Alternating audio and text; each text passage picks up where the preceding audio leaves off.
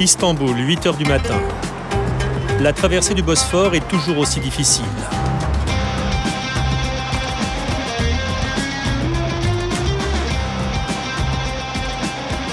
Malgré les 2 ponts et les centaines de bateaux qui traversent jour et nuit, franchir le détroit peut prendre des heures. Evren habite en Europe et travaille en Asie. Pour franchir le Bosphore, il préfère les ferries. Si l'état de la mer le permet, Evren ne mettra qu'une dizaine de minutes pour passer de l'autre côté. Le trafic sur le pont est trop dense. En voiture, c'est difficile de passer par là. Ça prend plus d'1 heure pour traverser. Que ce soit ma famille ou mes amis, les gens que je rencontre sont tous impatients. Ils me demandent quand est-ce que le chantier où je travaille sera enfin fini. Evren est ingénieur et travaille tout près du débarcadère d'Üsküdar, sur le plus grand chantier qu'ait jamais connu Istanbul. Un projet titanesque sur le point d'aboutir. Nous sommes à 32 mètres sous terre, à la verticale du Bosphore. Il y a 2 voies de chemin de fer qui arrivent du côté asiatique et qui passent du côté européen par ces 2 tunnels sous-marins. Depuis quelques mois, la jonction ferroviaire entre l'Europe et l'Asie est terminée. Le tunnel qui entrera bientôt en service comporte 3 stations souterraines. Yenikapı, la plus importante, est celle qui permettra les correspondances avec le métro. Seulement voilà, si l'on remonte à l'époque byzantine, Yenikapı est très exactement à l'emplacement du port de Constantinople. Un site d'exception pour l'histoire de la ville, un cauchemar pour les ingénieurs. En 2004, les travaux à peine entamés, le passé ressurgit. Et cette fois, les archéologues sont prioritaires. Une véritable course contre la montre commence sur plus de 50 000 mètres carrés. Les fouilles dirigées par le musée d'archéologie d'Istanbul se poursuivent depuis 2004. Plus de 500 personnes y travaillent. Il n'est pas évident de comprendre ce qui se passe ici, mais apparemment tous ces pieux sont les vestiges de plusieurs quais. Emine est archéologue de formation, mais surtout écrivain et documentariste, et elle se passionne pour sa ville. Ses fouilles, elle les filme au jour le jour depuis 6 ans. Bonjour, je voudrais aller à Yenikapı. Où ça, Yenikapı? Sur le site archéologique. Bien, madame. Les gens ne perçoivent pas Istanbul comme moi. Ils ne comprennent pas toujours tout. Ils ne sentent pas tout ce que je ressens. Je me suis dit que je devais leur montrer la beauté, la culture, toutes les surprises qui se cachent ici. Istanbul est un endroit unique.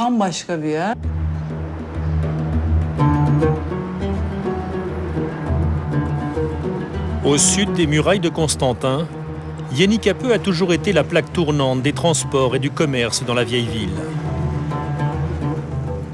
Depuis le début des travaux, Emine, l'amoureuse d'Istanbul, a passé des mois dans ce quartier populaire. Bonjour Mehmet, comment vas-tu? Bienvenue à toi. Excuse-moi, je t'ai pas appelé, j'ai perdu ton numéro de téléphone. Emine a déjà tourné 4 films sur les fouilles de Yenikapı et elle connaît bien Mehmet, l'archéologue responsable du chantier. Oh, il y a plein de caisses ici. Vous avez tout regroupé? Oui. C'est plus facile comme ça? On manque de place. D'un côté, le béton qui avance. De l'autre, plus de 200 000 caisses de poteries, d'objets et de vestiges qui s'entassent un peu partout. Après des années d'un travail acharné pour fouiller le site de la gare ferroviaire, les archéologues continuent de céder du terrain aux pelleteuses. Ils n'ont plus que quelques mois pour mettre à l'abri leur dernier trésor. Il y a ceux qui s'activent encore sur le site de la future station de métro. Et puis il y a ceux qui tentent de sauver des entrepôts millénaires avant que les tunnels de correspondance ne viennent tout chambouler. Mehmet, une fois de plus, fait le point avec Emine sur les nouvelles trouvailles. Tout l'intéresse. D'après les recherches, on savait qu'il y avait un port ici. Mais on n'en connaissait pas les plans jusqu'à ce qu'on commence les fouilles. Grâce au chantier, on a pu redessiner la structure du port dans son intégralité.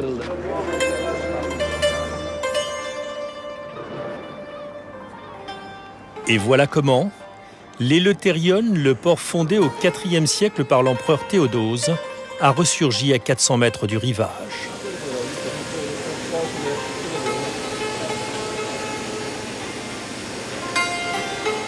Des navires de guerre byzantins, des cargos marchands avec parfois leur cargaison, les restes du mur d'enceinte, des quais, les soubassements d'un phare. Pour les spécialistes, ce chantier d'archéologie nautique est le plus extraordinaire de tous les temps. J'étais tout le temps au courant. On m'a prévenu presque à chaque fois qu'un nouveau bateau était découvert. Sur le site, les fouilles se déroulaient à l'air libre en général. Mais par endroits, il y avait des abris pour protéger les épaves des bateaux. Comme ça prend au moins 6 mois pour dégager une épave, on pouvait aller les observer dans la terre.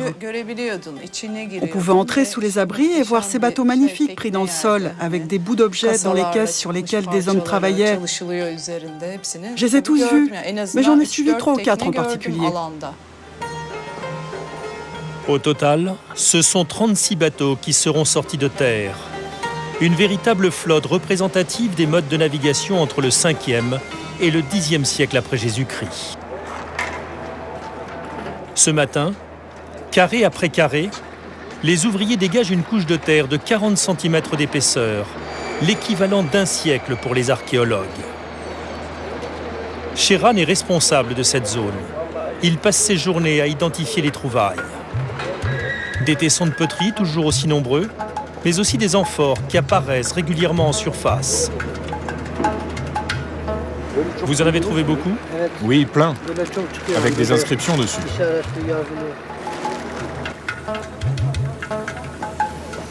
Sheran finit même par intervenir ce matin, car cette fois, tout près des amphores, c'est une poutre de bois qui affleure en surface. C'est plus délicat le bois. C'est probablement un morceau de bateau coulé. Il y a des traces d'usure là où j'arrose. On a aussi des courbures sur les angles. Ça ressemble à une membrure de bateau.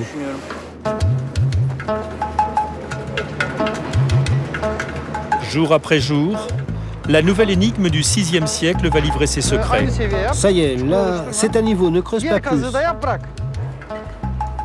La cargaison se dévoile, mais seules 5 pièces de bois apparaissent au milieu des amphores.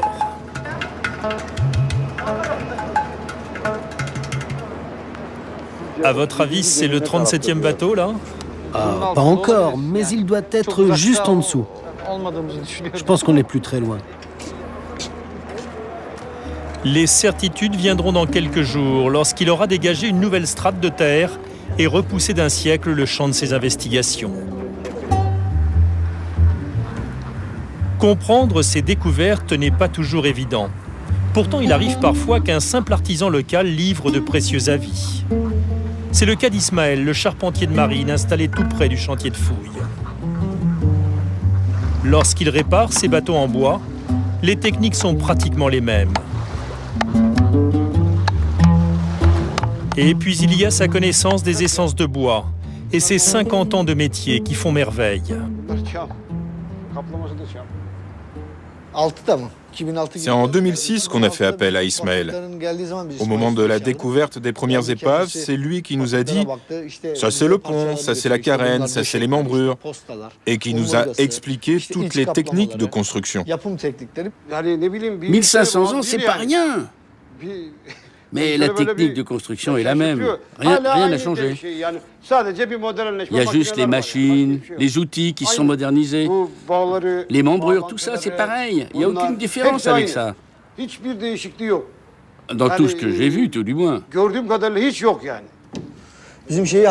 Tu te souviens de l'épave qui ressemblait à celle-ci? avec les amphores. Oui, c'est avec les amphores. Et derrière, il y avait tout un compartiment, exactement comme celui-ci. Ah, ici, sous le pont arrière, c'est la couchette. Il y avait la même chose. Oui, la même chose, dans l'épave. Exactement la même. Il y avait les affaires du capitaine. Oui, c'était sa cabine, son logement en fait. Et il avait un réchaud. Oui, il y avait comme un petit four en terre cuite. C'est là qu'il faisait le feu pour préparer à manger. Mais face aux problèmes de plus en plus complexes, il a fallu former des chercheurs et une section spéciale d'archéologie navale a ouvert ses portes à l'université d'Istanbul.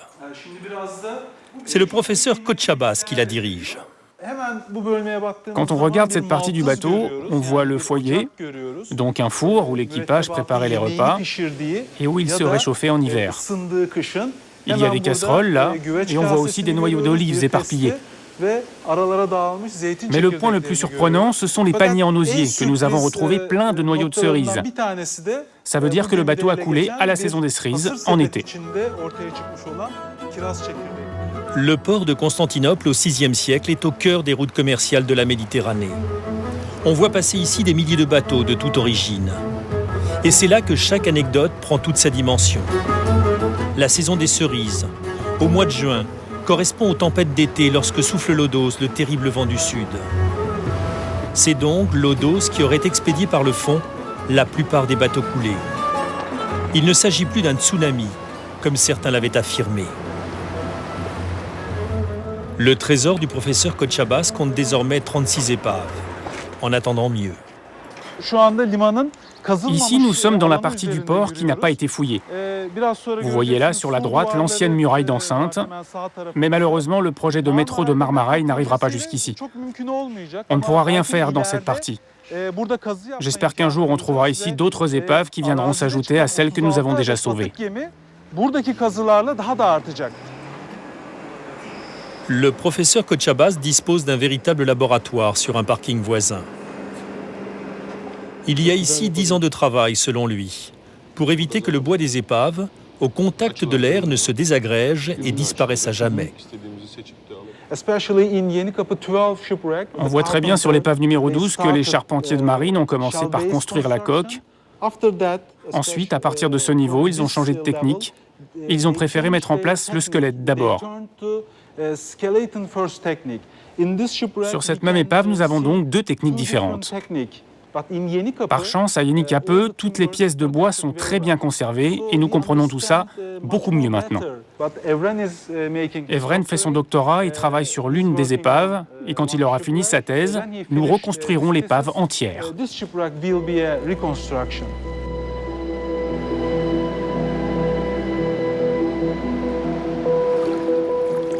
Une par une, les pièces du puzzle sont traitées, identifiées et calibrées. Leur image en 3 dimensions sera ainsi plus facile à manipuler. Les uns après les autres, les navires byzantins de Yenikapı reprennent forme.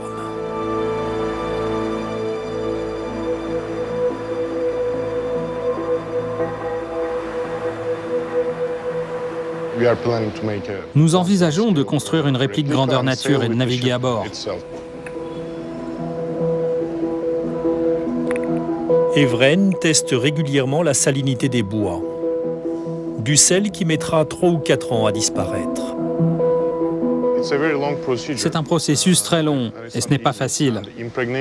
La phase d'imprégnation qui fait suite est également très longue. Mais à terme, nous espérons pouvoir assembler tous ces bateaux et les exposer dans les musées. Mais sans cette étape de conservation, c'est impossible.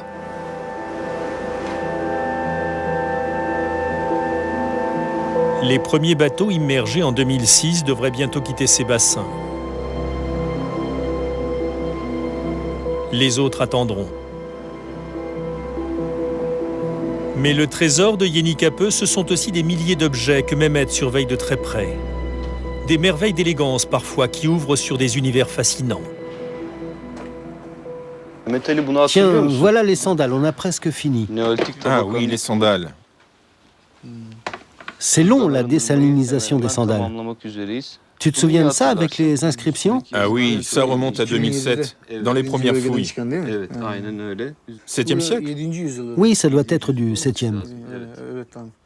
Regarde, c'est écrit « Madame, que ces chaussures vous apportent bonheur et santé. » Et tu as vu les perdrix? C'est toujours utilisé en Anatolie pour symboliser la beauté des femmes.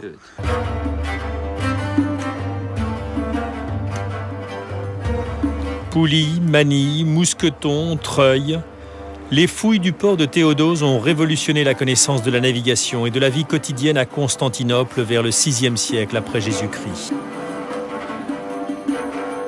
Mais pour Éminée, c'est bien plus que ça. C'est la face cachée de sa ville, celle qui ressurgit sans crier gare et la pousse à écrire tous les jours.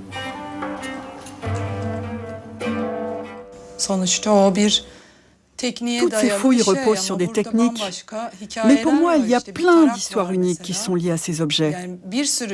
Par exemple, un simple peigne peut m'inspirer tout un roman. Un bout de chaussure peut porter toute une vie, et ainsi de suite. Heureusement qu'ils ont creusé le tunnel et permis toutes ces fouilles. Ça a permis de sauver tout un pan de l'histoire d'Istanbul. Les fouilles préventives de Yenikapı devraient bientôt prendre fin, a priori en octobre 2013. Dans la station ferroviaire, les travaux se terminent, au grand soulagement des ingénieurs. Il y a des centaines d'années, le rivage était exactement là.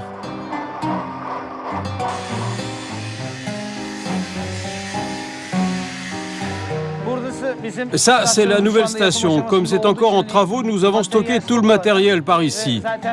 Et là, il y a les escalators. Et derrière cette grande porte provisoire se cachent les futurs couloirs de correspondance encore difficiles à imaginer. Bien sûr que le projet n'a pas respecté ses délais. Nous avons été victimes des fouilles archéologiques. La fin des travaux était prévue pour 2008. Ça ne devait durer que 4 ans. Mais le problème, c'est que l'archéologie se fait, pour ainsi dire, avec des brosses à dents. D'où le retard. Pour une fois, les brosses à dents ont eu raison des bulldozers. Ceux qui doivent traverser le Bosphore tous les matins n'auront d'autre choix que de patienter.